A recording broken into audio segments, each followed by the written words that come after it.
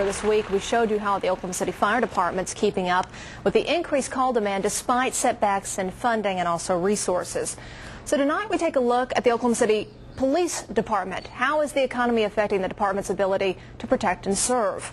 New at 5, Adriana Ivashinsky went one-on-one with Oklahoma City's top cop to find out. Adriana?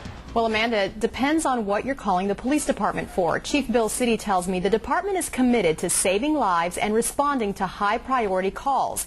But he admits if your call falls into the low-priority category, it will take them longer to get to you. You see, while the city's population has gone up the past 20 years, the number of police officers has actually gone down. Of Oklahoma City, and a total of 266 civilians working for the police department. They are all policing a population of more than 500,000 people. Our responsibility primarily for the police department is if somebody picks up the telephone and they need our assistance, then we need to be able to respond. And depending on what that call is and how we prioritize, it may depend on how quickly we get there. Oklahoma City's top cop says the department's top priority is saving lives. Obviously, if somebody's life is in danger, immediate danger, that's much higher priority than it is if you want us to come take a burglary report. Last year, the department responded to more than 356,000 calls. And though the number of people and calls continues to go up, the force has been forced to cut positions and programs. Police Chief Bill City tells us budget cuts caused them to lose an additional 15 positions this year, although they could have lost more than 40 positions had it not been for the MAPS 3 use tax. Those cuts that were made were in the areas of drug education, drug enforcement, administration, and supervisory positions in both the jail and narcotics divisions. The narcotics issues are out there. People don't see it a lot because it doesn't affect them or touch them.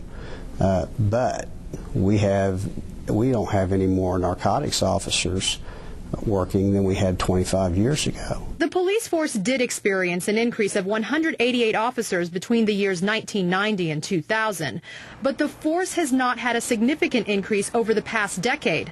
On the contrary, there are less police positions now than there were 10 years ago. We don't get complaints because somebody's life was in danger and we didn't get there quick enough. We rarely get that.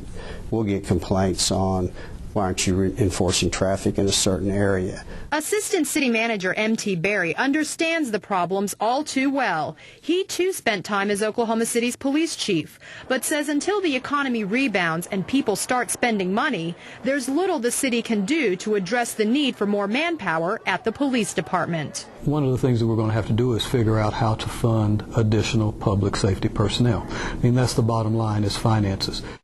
Now, finding those funding sources is the key. Right now, the sales tax is the primary source of revenue for the city, and M.T. Berry says the city has experienced its worst downturn in city history, finishing the last fiscal year $19 million in the hole. Amanda? All right, Adriana.